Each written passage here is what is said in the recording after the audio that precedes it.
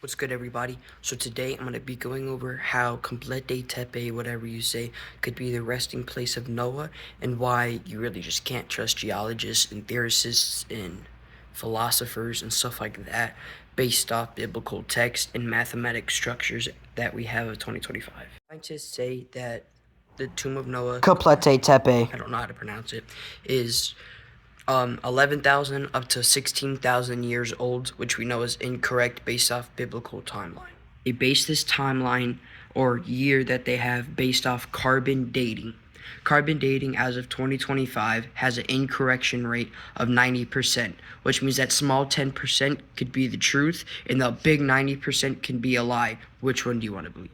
Also base this off of atmosphere.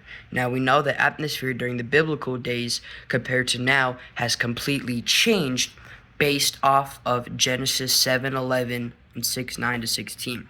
This talks about the air and the atmosphere falling completely during the firmament break, which is why people back then lived up to 900 years to now, like the oldest person alive being like 120. An example, here are some biblical people that lived up to 900 to 1,000 years old.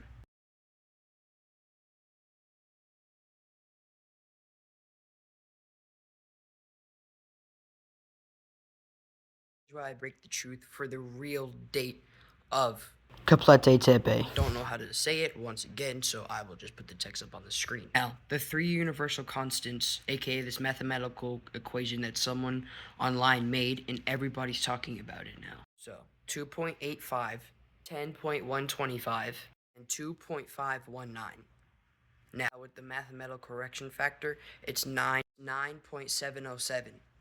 Gives exactly 1,000 years ago, not 11,600. Based off biblical timeline, Noah's flood happened 1656 years after Genesis 1, the first creation, aka creation of the world, I guess.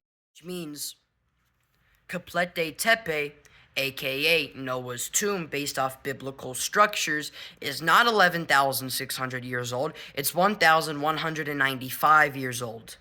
Now, according to the Bible, Noah's flood took place 1,656, I believe, years after the first creation, aka the creation of the world. So before Adam and Eve. That was a timeline of year 0 to 1,656. If the creation was around 4,000 BCE, that puts the flood at 1738 BCE. After the flood, Noah builds his first altar, aka Genesis 8:20.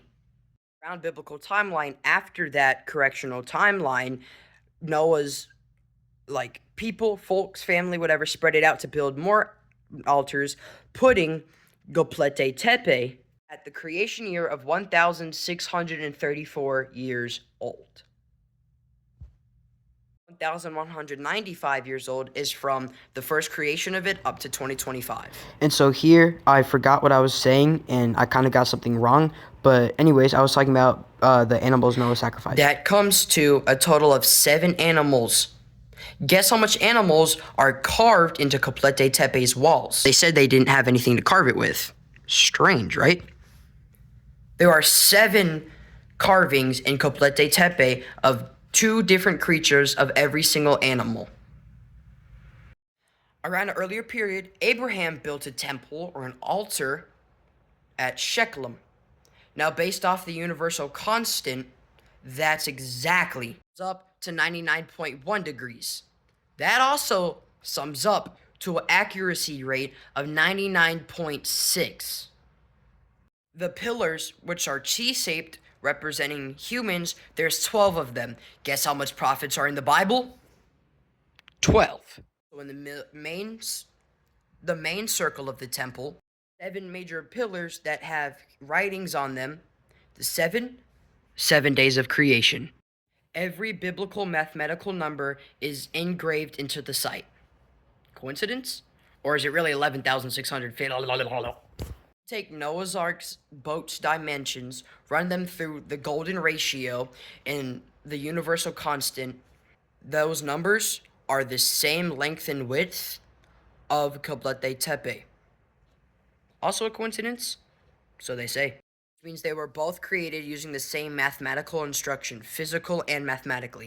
Means no, it's not 11,600 years ago, and yes, it has to do something with Noah and his family. And carbon dating isn't just wrong, it's utterly fake. It's wrong.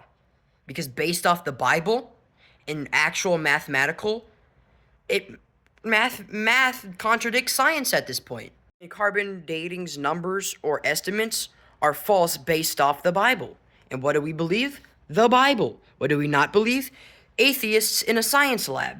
Genesis 7:11 and others, the atmosphere and carbon that was in the world was disrupted and changed based off Noah's flood. That's a literal Bible verse. And the atmosphere fell as the firmament was broke. Earth's magnetic field was different based off these estimates, biblical estimates. Atmospheric carbon ratios were completely different back then compared to now.